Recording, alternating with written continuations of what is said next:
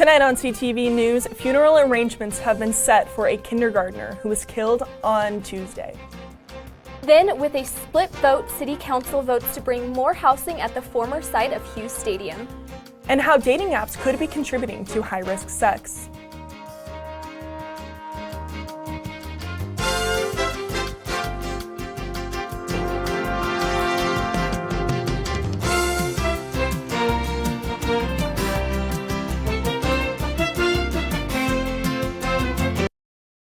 Good evening, everyone. I'm Bella Roberts.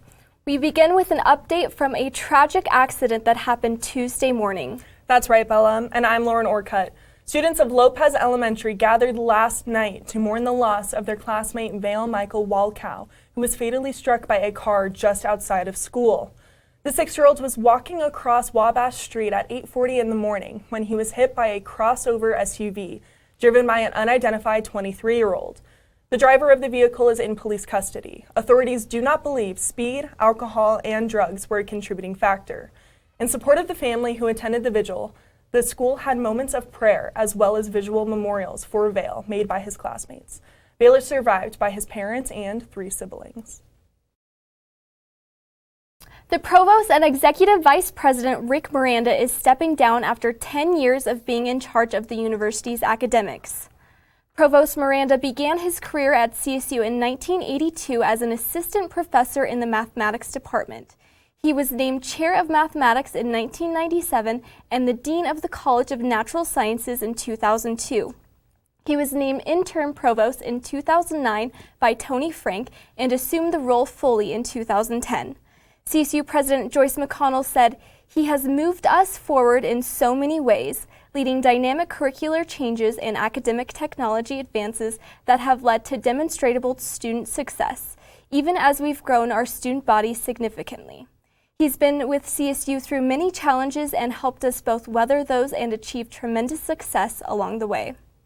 CSU will be leading a national search for Miranda's replacement, after which he will return to a teaching and research role in the mathematics department.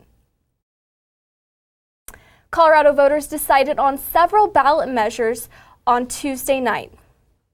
Colorado voters rejected Proposition CC by about a 125,000 vote margin. The proposition would have allowed for education funding without having to raise taxes. Colorado voters, however, did pass a measure to legalize sports betting. This now allows Colorado residents to bet on college and professional sports. Colorado becomes the 9th state in the country to allow sports betting. The law takes effect May 1st of next year. That's right, Bella. Voters in Larimer County rejected a measure to raise sales tax to fund road projects in the county. The measure failed by just over 10,000 votes. Voters, however, did approve a mill levy in the Poudre School District, which is expected to raise about $18 million every year, which is planned to be used for raising teacher salaries and funding mental health resources in the district. Tobacco environment and the possibility of more construction at CSU were all discussed at last night's Associated Students of CSU Senate meeting. Reporter Allison Tackett has more. There was a lot happening last night at the AS-CSU meeting. There were 2 guest speakers. One speaker discussed why the no tobacco and vaping law is being enforced on campus. The reasoning is because secondhand smoke from burning tobacco products causes premature death among non-smokers, and even brief exposure can cause immediate harm. The other guest speaker discussed how there will be road construction going up around campus in the year 2020. The reasoning for this is because they want to add more roads that lead to campus for safer commuting between vehicles and pedestrians. Also during the meeting, the External Affairs Committee Chair, Lauren Flores, stepped down from her position. Following Flores stepping down, the Senate held an election for this position. Senators Savannah Overturf, Connor Cheadle, and Kyle Hill ran for this position. Overturf won with a 17-13-1 vote. Overturf says, "I want to take my leadership knowledge and ability to help push the External Affairs Board into new heights." Allison Tackett, CTV, Channel 11. On the other resolutions that were passed last night, you can visit ascsu.colostate.edu. City Hall was packed with community members Tuesday night who were there to discuss the zoning of the former Hughes Stadium site. The decision of the zoning could determine the number of homes built and if CSU will continue their contract with Leonard Homes to sell the property. While some people were in support, many were in opposition. Fort Collins community members gathered at City Hall where they shared personal experiences and the value of what the former Hughes Stadium site land means to them. Full-size fair, and we have this beauty just on the edge of our city, and we've had it for decades. So I came here tonight to listen to the community speak about the Hughes site and also to hear City Council weigh in on what their plans were for the future. I came to speak at City Council tonight to show my support for mixed-density housing on the Hughes Stadium lot. CSU was criticized for its lack of transparency with the community and the conflict of interest with its land grant and the homes to be built. 5-acre mobile home park should be affordable, but it isn't going to happen that way. A city staffer noted the zoning cannot guarantee affordable housing. Many people were in favor of the land remaining open for the animals and environment. In a 4-3 vote, City Council voted to change the zone classification of the former Hughes Stadium site with the higher density plan suggested by staff. So it was interesting to hear the discussion and realize that apparently City Council was not convinced that this property is important to the community enough to say that they would agree with the community that it shouldn't be developed or it should be developed a lot less. Isabella Roberts, CTV 11 News. If you would like more information on the zoning decision, you can visit fcgov.com. Sexually transmitted diseases have been on the rise since 2014. Studies show that the number of people affected and untreated continues to increase. But could the culprit be swiping right?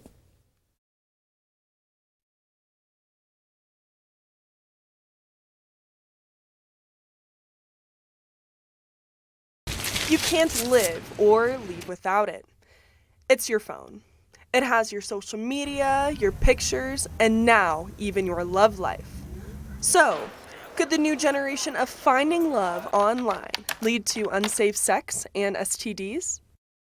Some research suggests that apps like Tinder, Grindr, and Bumble are enablers of high-risk sex, helping people meet and hook up easier than ever before. You know, everybody wants to put everything to the best app, so what you end up having is just an app that works for the way that millennials want to and the way it caters to them. But some health experts say that dating apps aren't to blame for people not having safe sex. What we're seeing is the bigger phenomenon of more people having sex maybe at earlier ages, more frequently, more partners, more open about the sexual behaviors they're engaging in. Although there may not be a direct correlation to the rise in STDs and dating apps, some say that apps that encourage casual hookups should be socially responsible. Should a company like Tinder even be doing these ad campaigns where they're just really pushing the single life and the hookup and stuff like that? So if you're going to the internet to find love, it may be a good idea to find ways to stay safe too. If you're going to meet people on dating apps and you're willing to have sex with people you don't know very well, you have to be really open in terms of communication about testing, condom usage, and what things you're comfortable doing and not doing.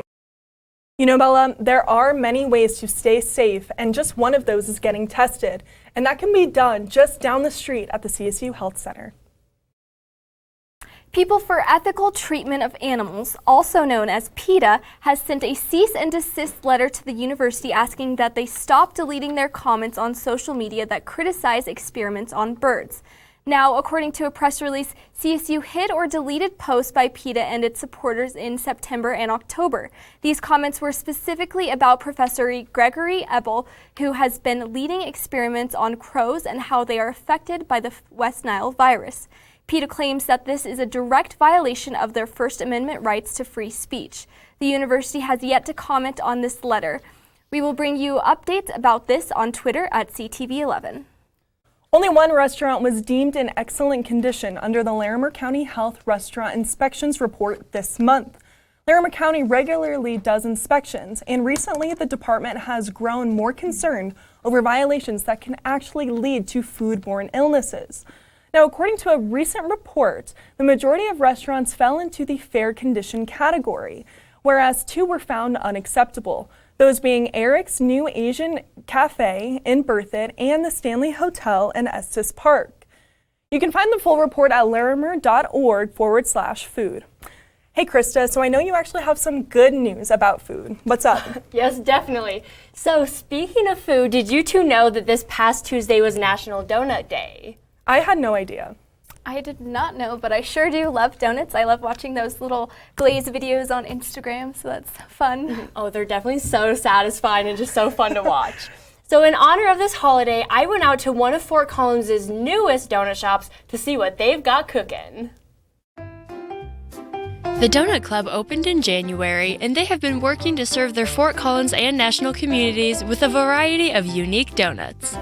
We have 2 different businesses. We have our Healthy Donuts, which is the dough bar, and we have our Gourmet Donuts, which is the Donut Club. The mission behind this family-owned business is to provide people with donuts that they can enjoy at any part of their day. Well, if you're looking at the dough bar, you really don't see a lot of protein donuts out there, but we really want to try and continue to share that product with folks who maybe haven't even had a donut in a decade. As for the Donut Club donuts, those donuts are huge. They come with the donut bowl. We have really fun and creative flavors, and we try to be innovative and artistic with those as well. Although they initially created a storefront to sell donuts, the company is closing those doors and focusing on their online store. We are still really getting involved with community in events, weddings, college graduations. So we're still kind of putting our footprint on Fort Collins, but a little more focused on the online aspect. It doesn't matter if you get the donuts in California, in Fort Collins, or order them online, the company is focused on creating tasty ideas for all times of the year. We really try to come up with fun and innovative flavors that are particular to the season. So with our Donut Club donuts, of course you have to have your pumpkin for the fall. Of course we have to plan some fun Christmas donuts for that time of year. And Valentine's Day is huge for us because why would you want flowers when you can have donuts? The Donut Club wants to make donuts accessible to everyone. It's great for parties or special occasions, or if you just want to order half a dozen and treat your roommates, go for it. It smelled so good when I walked into that kitchen. If you want to try out some of these donuts for yourself, you can order the protein donuts online at doughbardonuts.com, or you can order the gourmet donuts at donutclub.com. Well, Rams, that's all the time that we have for tonight for news, so just stay tuned after the break, and I will be right back to give you the lowdown on all things entertainment.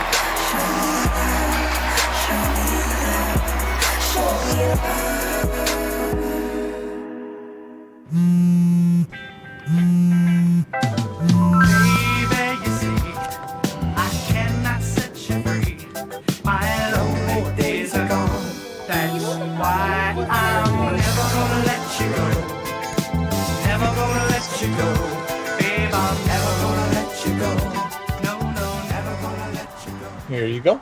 Thank you. Thank you. Never gonna let you go. Never gonna let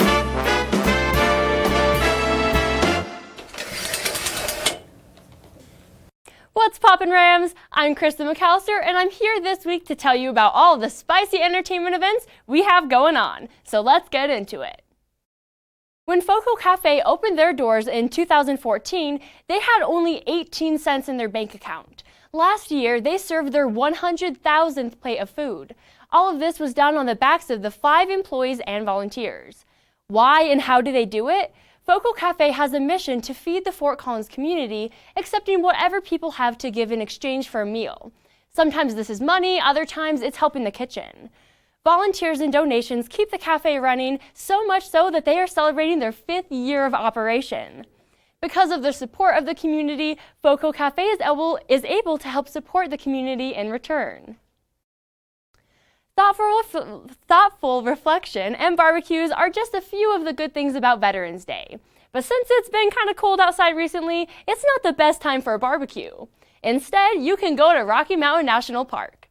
In honor of those that are currently serving or those who have served in the past, the park is waiving the entrance fee for everyone. So while you're enjoying the beauty of the Rocky Mountains, you can take a moment to remember the importance of the holiday. Your eyes won't glaze over at this next experience. Earlier today, the Blue Moose Art Gallery hosted a 3D alcohol inks pottery class. Attendees got to create and paint 3 pieces of pottery using this unique medium. The alcohol ink technique is typically done on 2D surfaces, but in this class, people were able to experiment with putting the stained glass looking art on pottery. And if you missed it today, don't worry, because the Blue Moose Art Gallery will be hosting similar classes coming up.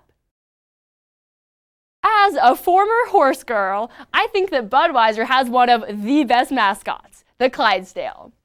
Well, these magnificent creatures are coming back home to Fort Collins today. The horses are taking a break from their world tour to hang out in Fort Collins until November 24th. You can visit the horses at the Budweiser Brewery Experience every Wednesday and Sunday until they go back out on their globe-trotting adventure. You can pose for pictures with the horses and take a tour of the brewery as well. So try to stay healthy for this month so you won't sound a little hoarse when visiting these big horses. Well, Rams, that's all the time we have for entertainment tonight, but stick around because up next we have James Hall, who will be telling you all about the weather that you should be looking out for.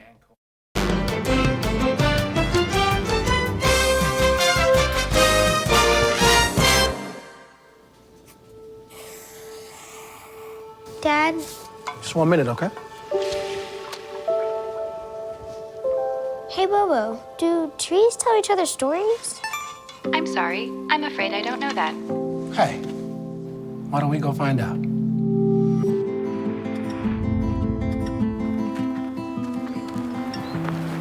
Listen. Do clouds take naps? I couldn't tell you.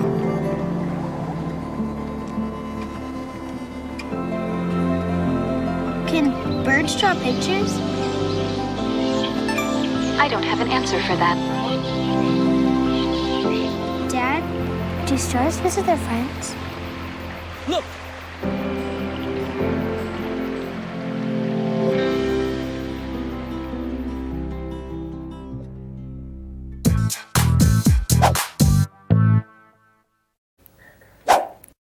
Welcome back, everybody. I'm James Hull, and we're going to take a look at what it is as of right now, if I can figure out which way to move. Here we go.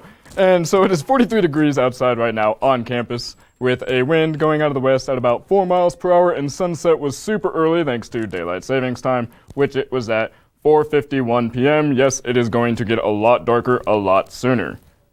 With that being said, during the day, it was absolutely gorgeous. It is sunny, about 50 degrees. Some people were wearing sweatshirts, others were decked out in their full-on winter gear.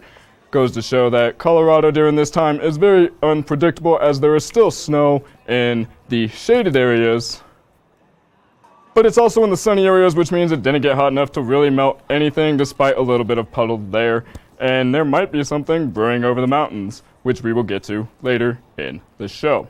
As of tomorrow's forecast, it is going to be 63 degrees for the high, 42 for the low, absolutely sunny yet again, and if we look, it's going to be a little windy with 7-mile-per-hour winds out of the west-southwest, and again, a very early sunset time.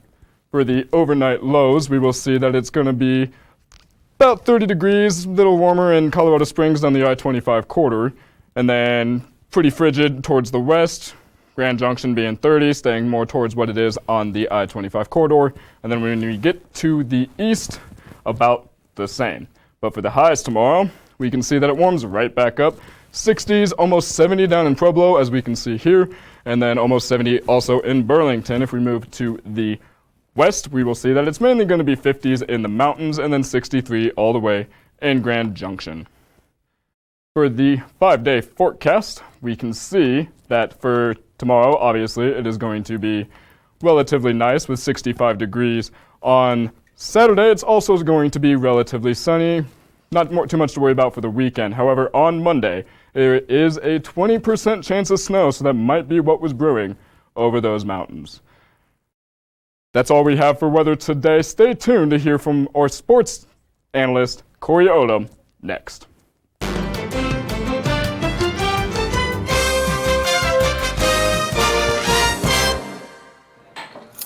What do you think you're doing, Kevin? Was just gonna drive home. There are several warning signs present that you shouldn't be driving. Like hearing voices? Like your text-to-emoji ratio? Oh man, the selfies. Selfie, nailed it. We all have warning signs that let us know that we're probably not okay to drive. Mine is pretending to be your subconscious. Craig, come on man, let's split a ride home. Bye-bye. Hi. Hoping for a crisp breeze to help keep you alert. Oh, he took a sip of water too. That'll probably help. You were probably going to turn down the radio too, so you could focus, right? Probably okay isn't okay. Right. If you see a warning sign, stop and call a cab, a car, or a friend. I think the water line is what really drove it home. I blew on him.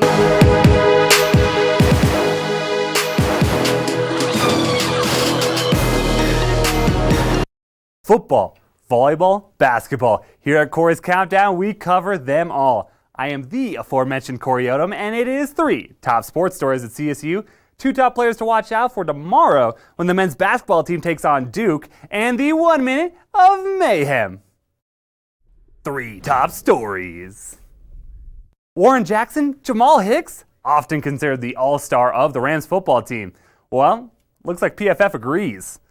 Pro Football Focus, or PFF, rates every player on every play to determine their true skill level. So here's Warren Jackson, who was awarded on the All-Mountain West team after this past week with a big win over UNLV. Now, 6 total Rams made up that team. Now, 5 of those players are on defense. That's right, 5 out of 11. Now, that defense was the one that shut out the Rebels in the first half, sacked the quarterback 5 times, and held them under 100 yards on the ground over the course of the entire game. Now, these All-Stars will have a bye week to prepare for the scary Air Force team in a game that may have bowl implications. So the football team's going into the bye week. The volleyball team is just coming off of their bye week, and they're looking to stay sharp versus a Fresno State team that they swept on October 10th. This time they'll be away from any Moby madness, so they'll have to be keeping their eyes on star outside hitter Desiree Sukoff, who led the team on the 10th. She is one who really did well early in the game, as well as doing well, and she got some adjustments later, and she ended up with 13 kills on 36 attempts and a .250 hitting percentage. Now that is a full 150 points higher than CSU averagely gives up on hitting percentage, so she did well, even though she did have 4 errors in the second 2 sets. As of right now, they're playing in sunny Cali, where the Rams are up 20-14 in the first set. So if you've been following CSU, you know that they have a tendency to start slow in the first set, but they are really looking like they're going to pull off this first one and potentially go for the sweep on the other side. Now, if you want to see how the game finishes, you're going to have to tune it back in on Monday for all of that coverage. Now, Nico Carvacho had a record-breaking night to start off the season for men's basketball versus Denver on Tuesday. We see that he's doing a great job really doing one-on-one defense, but as you can see, the team really struggles when there's get past the first defender. That's something that the Blue Devils might do. Here's another mistake where Carvacho's up on a point guard. That's something that the Blue Devils will take advantage of all day if they can. Here's something that I did like, though. Great ball movement here to get the ball to Chris Martin, who scored underneath. But here's another problem, though. As the ball movement doesn't happen on this play, it does end up working out there at the end as he was able to score. But I do not believe those kind of low ball movement plays will be quite as successful against Duke. But also in that game, Nico Carvacho had 11 rebounds, which did put him above the number 1 person. So now he is the number 1 all-time leading rebounder in the Mountain West. He finished the night and he has 961 career boards. He's passing Nevada's Jordan Caroline, who set the record at 958 just last year. The Rams would go on to win versus Denver with a score of 74-63. However, there is no time to celebrate for them, though, because tomorrow they will take on the hardest competition they will all season when they take on the number 4 ranked Duke in North Carolina. 2 top players. With the Rams and the Broncos having a bye week this week in football, this seems like the perfect opportunity to talk about the 2 top players on Duke's basketball team, with Zion, RJ, and Cam Reddish all moving on to the NBA last offseason. Now, so who are the 2 top players on the team right now? One of them has to be sophomore Trey Jones, an NBA prospect himself who stayed an extra year to really stand out. Jones led the team versus Kansas in points and minutes played when he played for 39 minutes and scored 15 points. He also works well as an offensive facilitator, getting 7 assists in the game on Tuesday. He also does a good job working in the defensive system that Coach K has set up for him. So that sophomore has already stepped up big. But how about this sophomore star to freshman phenomenon? Cassius Stanley started his first college game off right. Stanley played for 30 minutes, going 5 for 6 from the field and nailing one from behind the arch. Coach K must be happy with Stanley generating 2 steals in his first ever game against a dominant Kansas team. All right, 1 minute of mayhem. All right, so last week, James, he did all right, but now your suffering is over because the professional is here for this week's Minute of Mayhem. That's right, it's 11 questions I have never seen, and I'll have 1 minute to answer them all. So let's get started. Do you finally believe in Lamar Jackson? You're going to keep answering until I say yes? I believe more in him now. I'm going to hold off on giving him whatever, the number 1 award right now. Number 2. Thoughts on the Washington Trent Williams thing? It's really unfortunate that he doesn't feel like he has a team and they don't trust him or want to go to the hospital there for him, so that's really sad. Number 3, are the Jets the worst NFL team? They really might be. They just lost to the Dolphins. That can't be happening and still have any pride in yourself at all. So question number 4, why can't the Browns win with Odell? I don't know. Maybe Eli wasn't that bad. Whoa, no, we can't say that. Baker Mayfield's a god, I guess. I don't know. Question number 5, where's Garrett Cole going? Why does he have to go anywhere? I think that he's perfectly comfortable there on the Astros. Number 6, who won the Leonard Williams trade? It has to be the Giants, right? He already got a hit and he got multiple pressures in that last game they played. So number 7, would the Nats have been better with Bryce Harper? It's so tough to tell with that because it's one of those things where is he better because he's out there or is it the kind of the work that was done there? Next question, will the Mets finish above 500 next year? Of course they're going to win the World Series. Next question, which fan base needs a hug the most? Me, because I failed. No hug. All right. Well, no hug for me, but with all the sports coming up, there's so many. There's hockey, there's volleyball, there's basketball. You will have to tune in on Monday to get the breakdown of all of them from Litos and Jessica right here on CTV 11. So have a good weekend, Rams.